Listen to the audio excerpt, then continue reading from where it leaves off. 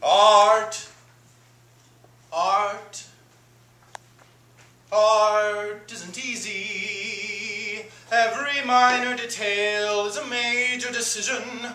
Have to keep things in scale, have to hold to your vision. So said Stephen Sondheim in Sunday in the Park with George. Or, as Robin Williams more eloquently puts it, "Woo, thank you, I'm Robin Williams! Here I am, I'm on stage, and ooh, I see the edge of the abyss, this is the fourth wall, I'm against the fourth wall! I'm pressing up against it! Woo, thank you, yes! Oh, look at this, I'm art! Now I'm not! Now I'm not, now I'm not, now I'm not, now I'm not, now I'm not!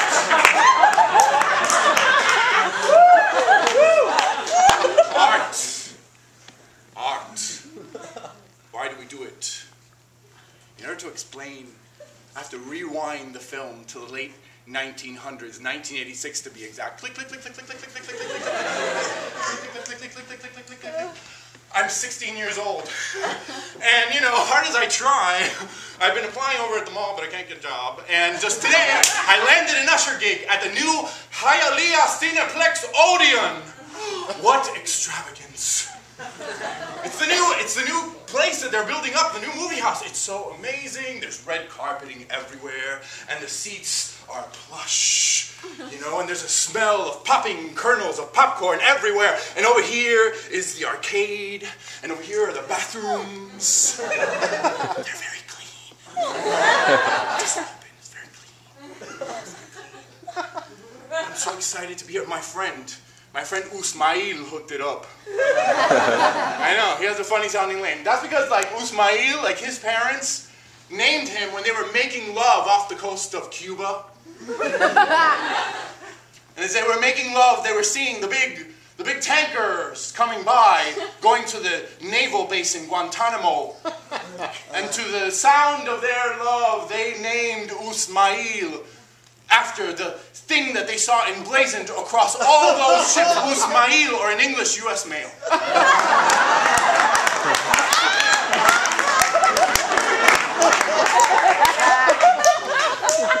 Usmail hands me a new usher outfit, and I love it! Because since this harkens back to the 1930s, this movie house, they've given me this whole little sleek suit that smells so good. It's brand new, it's a little short on me, but all the other ushers are bigger, so they get the larger sizes. And, you know, look, all I care about is that I get my little pillbox hat. That's right, I put on my hat. I feel like I'm part of the movies. That's right, because I have a lot of responsibilities. I mean, I am now an usher, an ambassador. People come here to open up their imaginations and see the things on the silver screen, and I am the person to greet them. Hello. Hello, very nice to meet you. Very nice to meet you. I have different bows, different nods that I've come up with for my friends. What's up? For the old ladies. Oh. For the patron. Person who owns the theater. What the hell is this?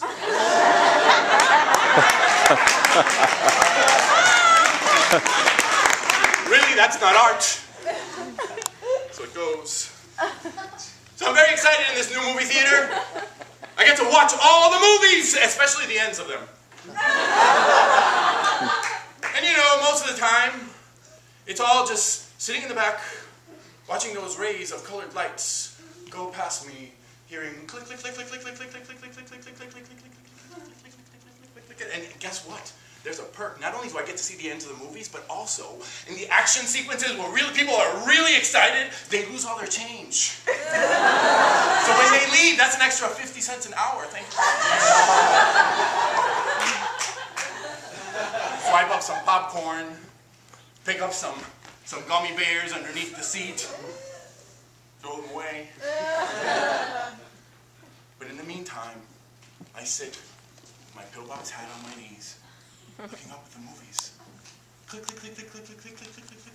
And I'm thinking, wow, one day, click, click, click, click, click, click, click, click, click, click, click, click, click, click, click, click, click, click.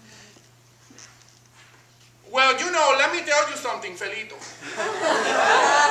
When it was in the 1960s, I had this dream last night. Oh, I had this dream that I was in the 1960s, and there were a lot of girls, and they were around the pool.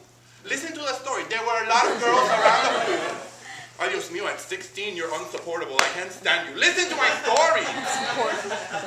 And there was this guy in a French beret, and he would come over yelling things through a megaphone. Action! And things like that. It was so exciting. And I had this whole idea that, like, one day I will be in a movie. Well, I kind of was. What? Mommy? You were in the movies? You never told me that. Well, you know, I didn't want to make a big deal out of it. I was just an extra. When they do that shot of the girls by the pool, I was there. And let me tell you something, I look very Marilyn Monroe.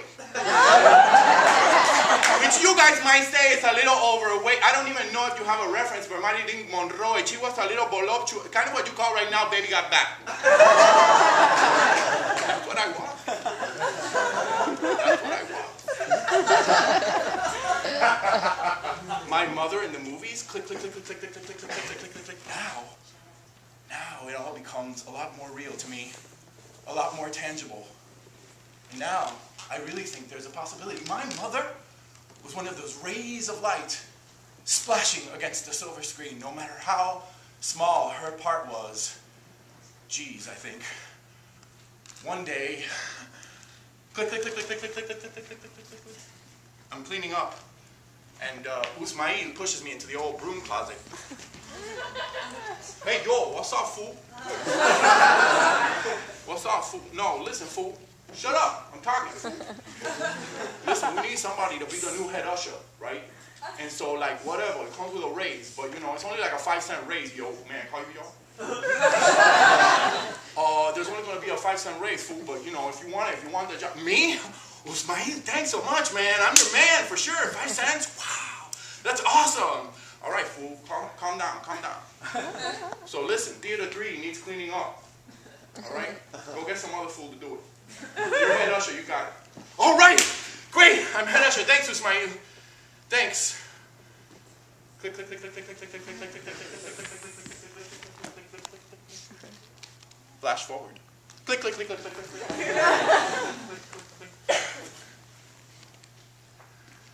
I arrived at Miami International Airport not too long ago, and I noticed that there's a woman in this overpriced knick-knack store, and well, it's a Cuban lady because of course I'm in Miami, and I noticed her talking to her child in the overpriced knick-knack store, and I noticed that our warnings to children are kind of like universal.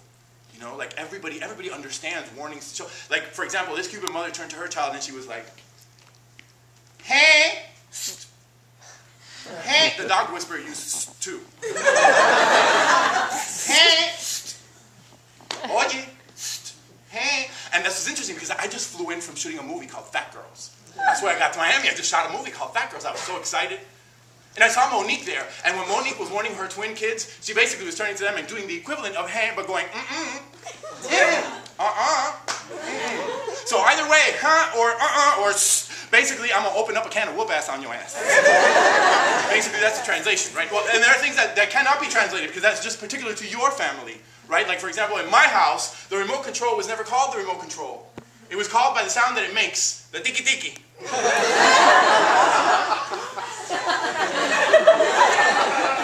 The phrase, ¿Dónde está el tiki-tiki? Plays in my house all the time. ¿Dónde está el tiki-tiki? Caucasian friends of mine think that I'm looking for the tiki lounge at the local Holiday Inn. That's not the case. So after a few years of struggle in the business, obviously I made it into the movie with Monique, but even a couple years back, I made it into another movie. I got really lucky and found myself on the set of the sci-fi movie 12 Monkeys with Brad Pitt and Bruce Willis. And there I was, by myself. I don't know anybody. They just flew me in. And I'm like checking it out. I'm trying to see like what's going on here. I'm on the set, you know. And that year, Brad Pitt won People Magazine's award for Sexiest Man in America. But in our film, they had him dressed up as this raggedy-looking guy. Eyes were all cross-eyed, looking weird. You know, and I'm like thinking, this guy was not that famous. I'm thinking, this guy's a movie star? You know, I mean, but you know, whatever. I'm cool because this is Hollywood and we all have to be totally cool when you meet somebody. So I went up to him and I said, hello, Mr. Pitt, very nice to meet you.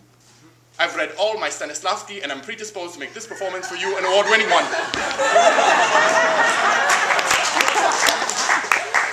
But inside, imagine if you were there. That's how I felt. Inside, I was Robin Williams going, whoa, thank you, yes! Right?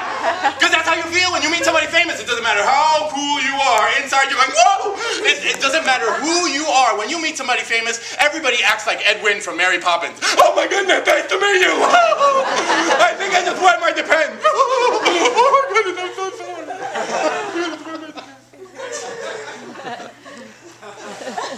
The director, Terry Gilliam, was very interesting. He was sort of like this. He was like a cross between Doc from Back to the Future and this old Republican guy, William F. Buckley Jr., who stuttered a lot. We were doing our scene. He came up to me. Make it about yourself. Don't make it about the other actor. Don't make it about Brad. Make it about yourself. Make it as if you are having a nervous breakdown. I thought he was having a nervous breakdown. I think the only direction I ever got in acting school was make it about the other actor, and this guy wants me to make it about myself. You know? Very frustrating. I had to support a supporting actor, slapping me on the face, flipping me birds, calling me names, and then he wins the Golden Globe for Best Supporting Actor? I was supporting. What is that, Murphy's Law? Karmic caca? The most important part of the evening, when I was shooting, was of course meeting the action star himself, Bruce Willis. Because that's the money. Yes, that's the money! Because that's why you become an actor to begin with. Why do you become an actor? Why? Just, you know, for that same impulse when you got over in the pool and you were like, hey ma, look at me, no hands! You got that, hey ma, look at me, no hands complex, out the yin-yang. You always want mom and dad to look at you. Because that's the important part. So Bruce Willis was very nice to me. He congratulated me after the scene. He took a picture with me. Which I promptly said to my dad, who loves action movies and loves Bruce Willis. And then I told my dad stories about me, Bruce Willis, and Brad Pitt, and how we used to hang together every night after the shoot. In all actuality, I was in the hotel room with the tiki-tiki. Because that's why you become an actor, right? To impress your parents, your friends. You know, to let them know, hey, I'm in a movie, look at me, ma, no hands.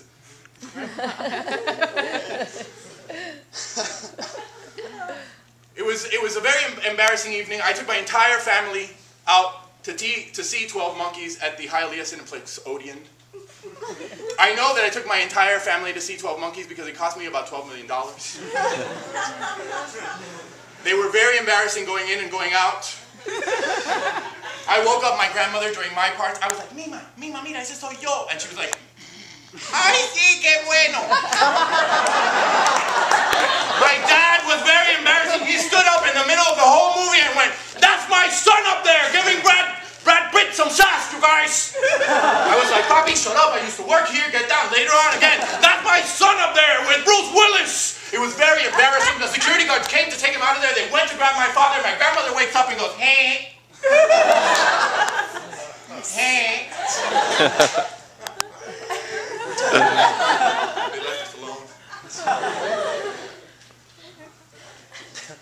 I'm walking out of the theater, and my family's kind of trailing behind me, and I look over, and over in the distance I see this bald guy with kind of a pudgy stomach.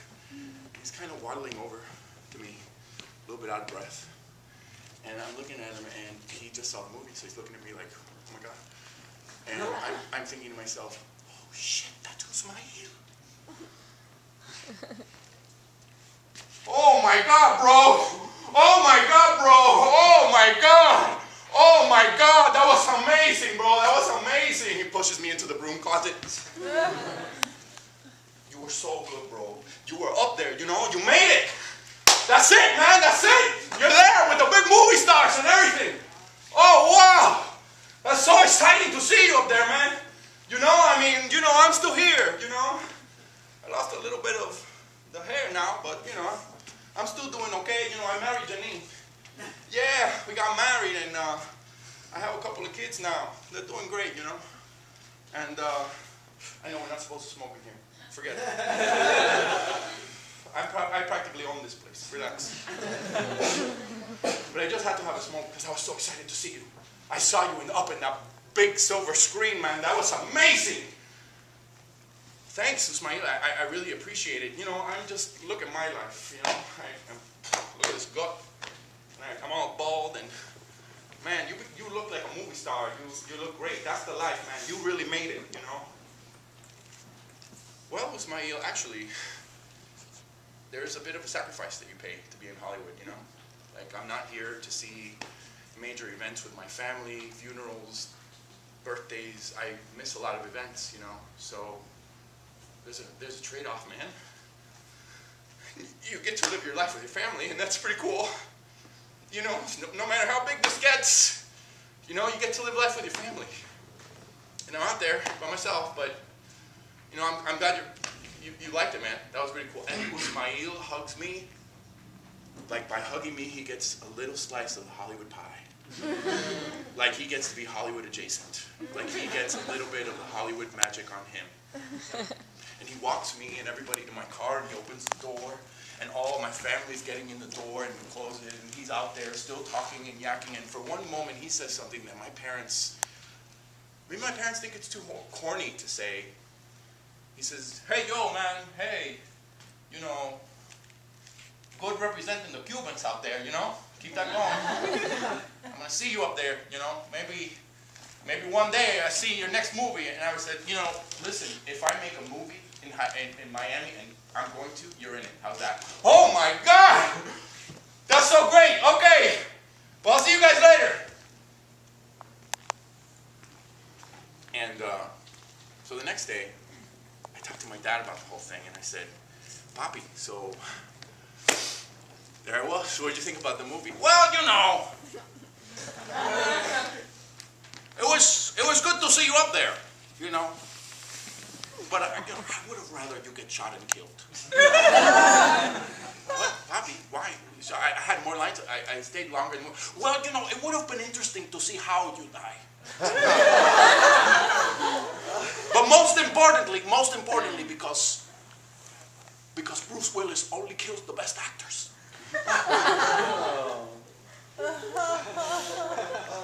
So I was kind of at a loss what to say to my dad, and all I could think of was, "¿Dónde está el tiki-tiki?" Which brings me back to my original point about art. Why do we do it? To impress our family, our friends. What happens when that's over? Then why do we do it? Maybe we do it because we're interested in causing catharsis in an audience. We're interested in telling a story that's going to make people laugh, people cry. And you know what? I'm sure that what happened tonight was art because it was a little bit reversed. You were art and I was the audience. Because I was watching you throughout my whole monologue and you were all very funny. Made me laugh. So, I just know that pretty soon, it's you people. You're all going to be up there on the big screen. And I'll be the fool in the back of the movie theater, looking up at those lights hitting the screen, saying, "Now I'm art, now I'm not. Now I'm art, now I'm not. Now I'm art, now I'm not." Click, click, click, click, click.